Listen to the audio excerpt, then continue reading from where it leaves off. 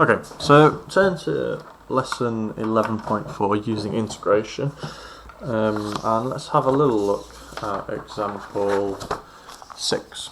So we've already discussed in the previous two lessons the relationship between displacement, velocity and acceleration, but I will just recap here for you.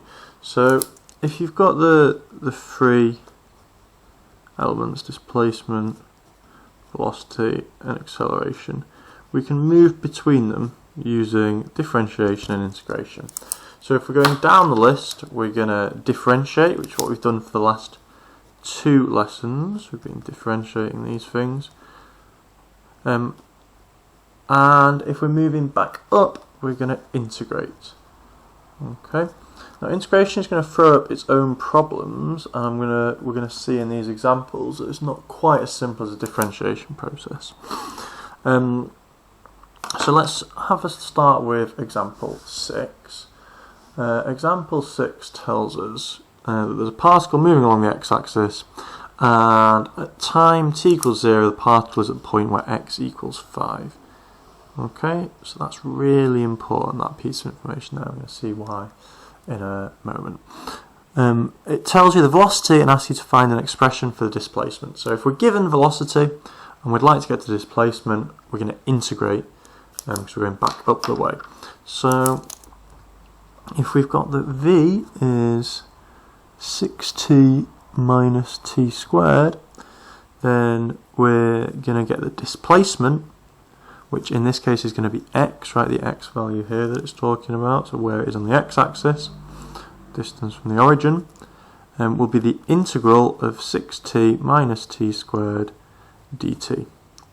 So we do the integration, 6t squared over 2 minus t cubed over 3, but here's where it gets tricky, we have to have our constant of integration. So even though we're using displacement, velocity, acceleration, it's still going to have that constant of integration. So I'll just neaten it up here, 3t squared minus t cubed over 3 plus c. And that's our displacement.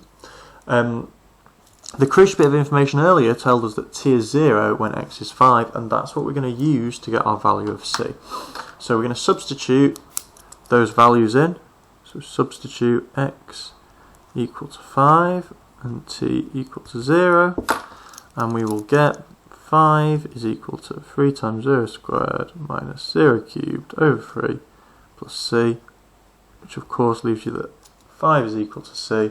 So my full expression for the displacement is just x equals 3t squared minus t cubed over 3 plus 5.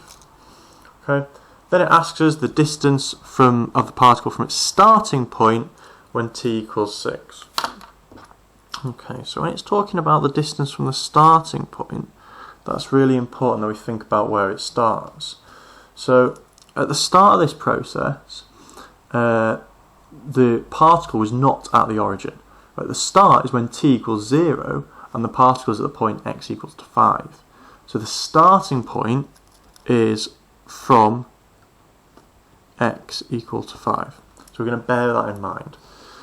So as we do part B, we're going to use the formula that we just discovered, which is the position on the x-axis, and we're going to substitute in our value, which is our t equal to 6.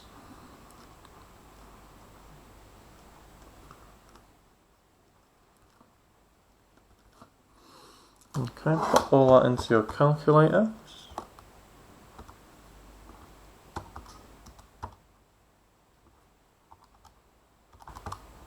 Okay, and this gives you that x is 41. So that is the position on the x-axis, but we know it started from x equals 5. It didn't start from the origin. So if it wants us to find the distance from the starting point, we're going to have to find the difference. So let me write it here. So from the starting point, the distance is 41 minus that 5 because we started at x equals 5. So it will give us an answer of 36 meters.